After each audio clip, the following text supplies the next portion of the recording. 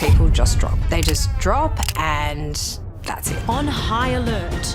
Just straight up nitazines, and it was being sold to kids. It was just straight up poison. Imagine discovering an opioid that's thousands of times more potent than morphine, over 10 times stronger than fentanyl, yet almost no one outside research labs has heard of it.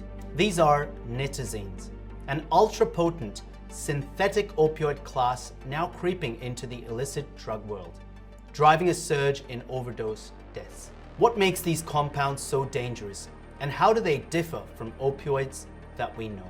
Welcome to Psychiatry Simplified. I'm Dr. Rege, consultant psychiatrist, and today we'll explore the science behind nitazines, their unprecedented potency, and the clinical challenges they pose. If you're interested in all things psychiatry, neuroscience, and mental health related, then this is the channel for you. So don't forget to hit the subscribe button to stay in touch with all our future videos. So let's start off with the background on nitazines, their development and their potency. You see, nitazines were developed in the 1950s as opioid analgesics. These compounds were meant to provide strong pain relief, but they never reached the pharmaceutical market. One reason? Potency. Some nitazines are 100 to 1,000 times more powerful than morphine. To put that in perspective, a dose as small as a few grains of salt could deliver fatal respiratory depression, highlighting just how extreme these drugs are compared to traditional opioids. What makes nitazines chemically unique is their structure.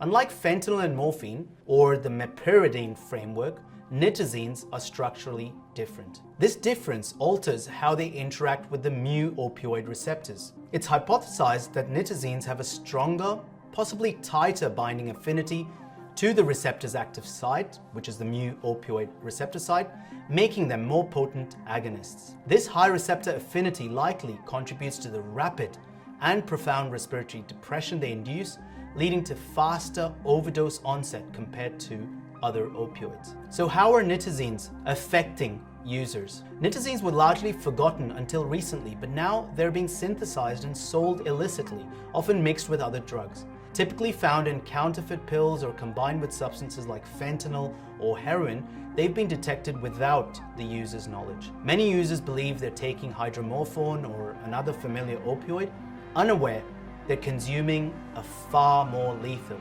analog.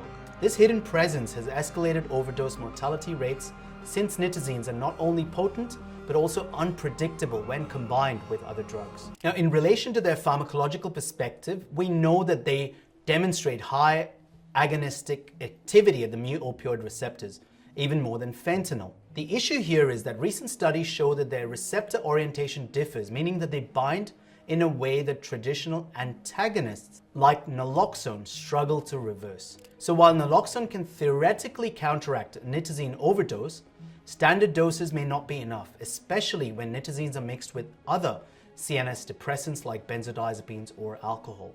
This is partly due to their pharmacokinetics, rapidly acting and in some cases longer lasting, which complicates overdose management. And this is a major issue if you think of it, because if naloxone cannot reverse the overdose, then that can have fatal outcomes. So what does this mean clinically? The unpredictability of nitazine toxicity poses significant challenges in emergency medicine. Given their potency, first responders often need multiple doses of naloxone, or higher doses than typically used. Yet, the pharmacodynamic profile of nitazines might mean that naloxone's effect is less sustained, requiring repeated administration to keep the opioid antagonized or blocked over time. This makes overdose reversal really complex, a high-stakes situation.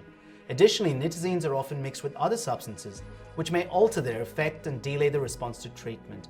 As a result of this, the threshold between overdose and safe use is razor thin and extremely difficult to predict. So there have been emerging concerns in global drug markets.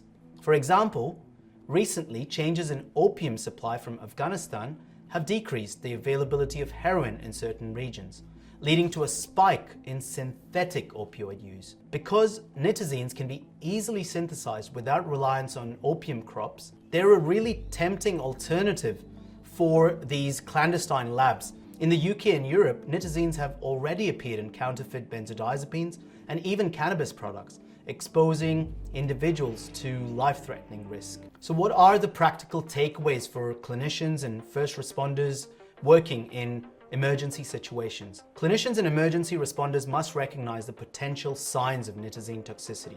These include rapid onset of respiratory depression, pinpoint pupils, unresponsiveness, and difficulty reviving patients with standard naloxone doses. Awareness of these signs and preparedness for high-dose naloxone protocols could be life-saving. So therefore, educating users as well is important. Educating about carrying naloxone and knowing overdose signs is critical, as these compounds spread silently through the drug market. What makes this especially challenging is that nitazenes aren't widely tested for in standard toxicology screening. So a patient may present with symptoms typical of an opioid overdose, but without knowing what's been ingested, responders could underestimate the dose of naloxone required. So to summarize, nitazenes represent a new frontier in the synthetic opioid crisis. Ultra-potent, unpredictable, and highly lethal. And with limited clinical knowledge and increasing market presence, these compounds are driving an alarming trend in overdose deaths. As health professionals, staying informed about these emergent threats is essential to improving patient outcomes in overdose cases. So I hope that you found this video helpful. If you liked it, don't forget to leave us a like and of course subscribe to our channel to keep in touch with all our future videos. A big thank you to all of you for supporting our channel. We really appreciate it. I look forward to seeing you in another video soon. Until then, stay curious. Bye-bye.